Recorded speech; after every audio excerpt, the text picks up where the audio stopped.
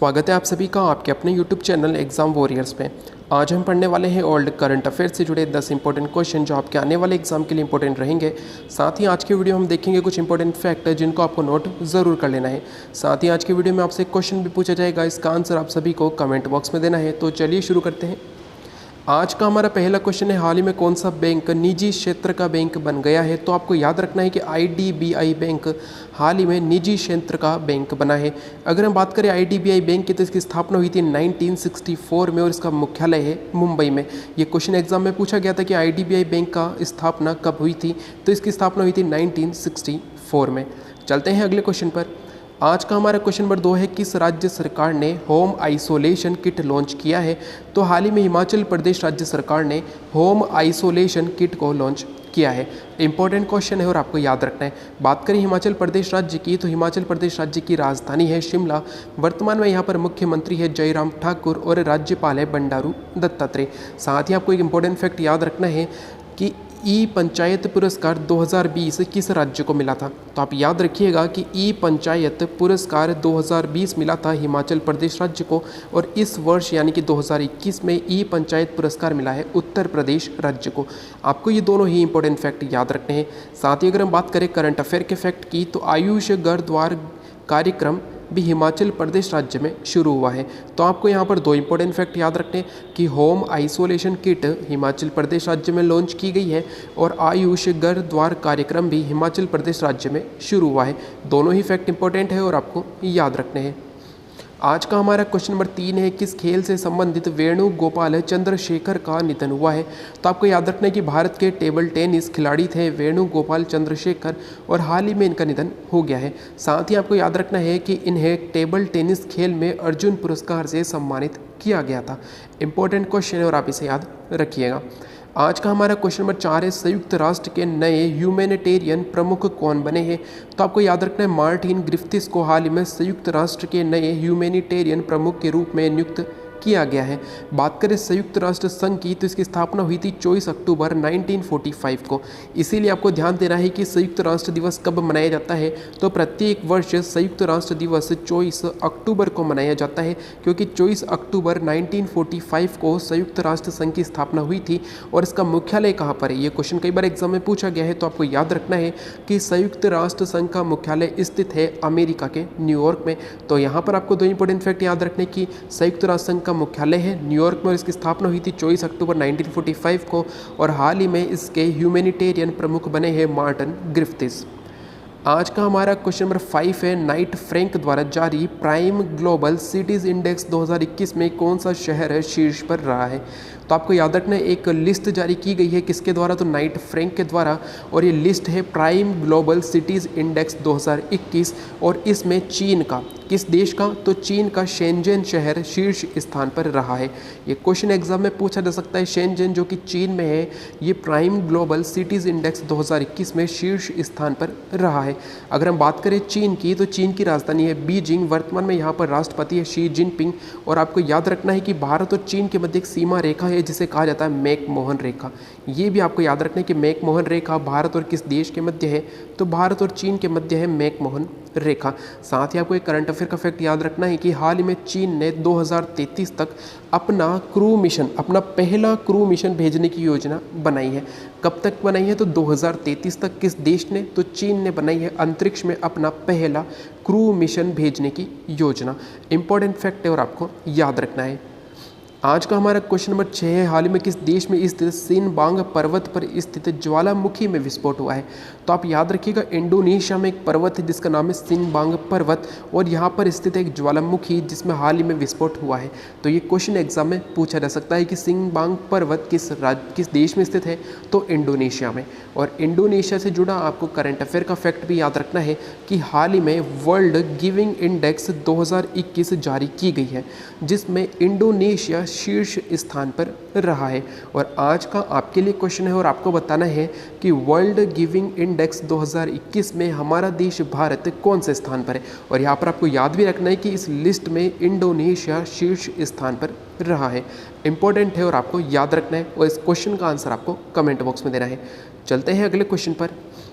आज का हमारा क्वेश्चन नंबर 7 है, एलिफेंट इन द वॉम्ब किन के द्वारा लिखी गई पुस्तक है। तो भारतीय अभिनेत्री है और इनका नाम है कल्की कोचलिन और इन्हीं के द्वारा एक पुस्तक लिखी गई है जिसका नाम है एलिफेंट इन द वॉम्ब। साथ ही आपको एक करंट अफेयर का फैक्ट याद रखना है कि हाल ही में विष्णुपद सेठी ने एक पुस्तक लिखी है और इस पुस्तक का नाम है beyond her and other poems. ये पुस्तक किन्होंने लिखी है, ये क्वेश्चन पूछा जा सकता है, तो आपको याद रखना है विष्णुपद सेठी ने लिखी है। और ये इसलिए इंपॉर्टेंट है क्योंकि इसको लॉन्च किन के द्वारा किया गया है, तो ओडिशा के मुख्यमंत्री है इनके द्वारा लॉन्च किया गया है। और ओडिशा के मुख्यमंत्री कौन है, तो नवीन पटनायक वर्तमान में ओडिशा के मुख्यमंत्री है। अब यहाँ पर बात आई है ओडिशा की और ओडिशा से जुड़े आपको कुछ इंपॉर्टेंट फैक्ट याद रखने। ओडिशा की राजधानी कौन सी है, तो ओडिशा की राजधानी है भुवनेश्वर। वर्तमान में यहाँ पर मुख्यमंत्री है नवीन पटनायक और राज्यपाल है गणेशी लाल।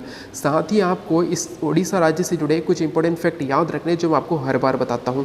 ओडिशा राज्य की स्थापना कब हुई थी, तो आपको याद रखना 1 अप्रैल 1936 को ओडिशा राज्य का गठन हुआ था और इसीलिए ओडिशा राज्य 1 अप्रैल को अपना स्थापना दिवस मनाता है और ये स्थापना दिवस मनाया जाता है उत्कल दिवस के नाम से।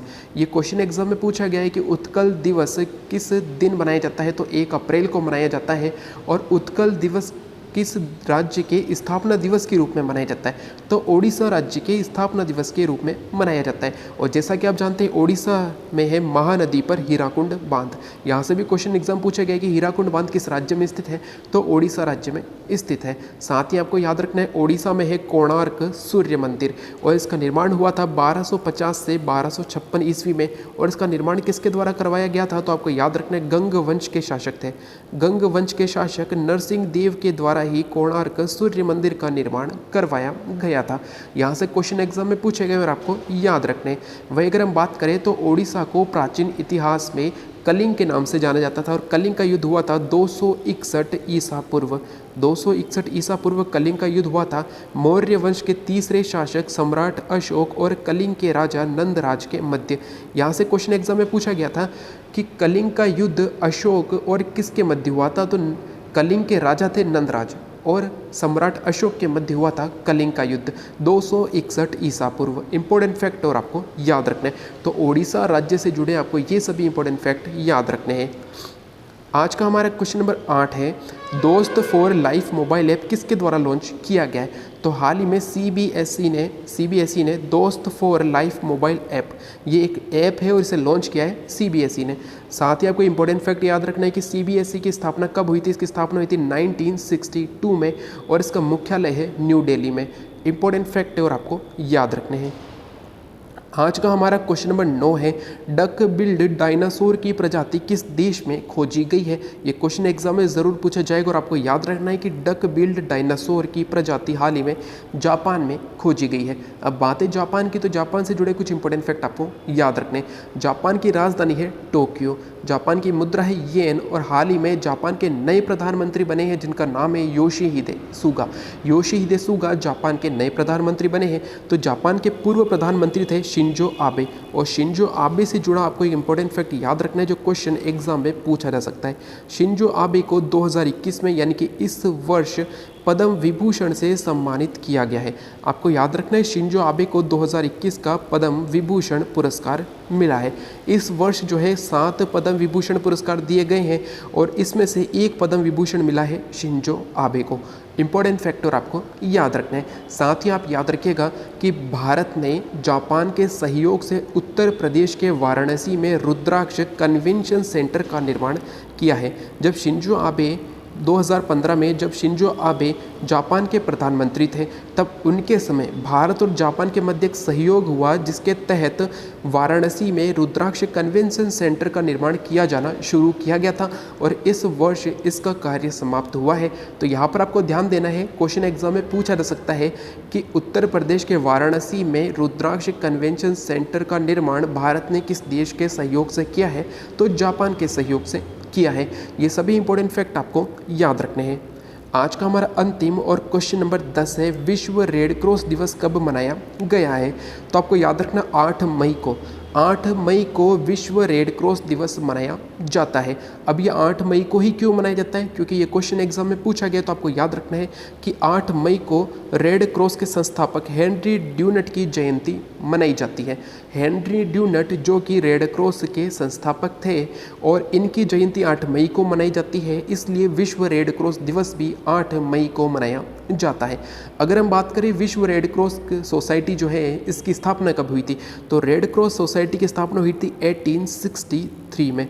और भारतीय रेड क्रॉस सोसाइटी की स्थापना कब हुई, ये क्वेश्चन भी एग्जाम में पूछा गया, तो 1920 में।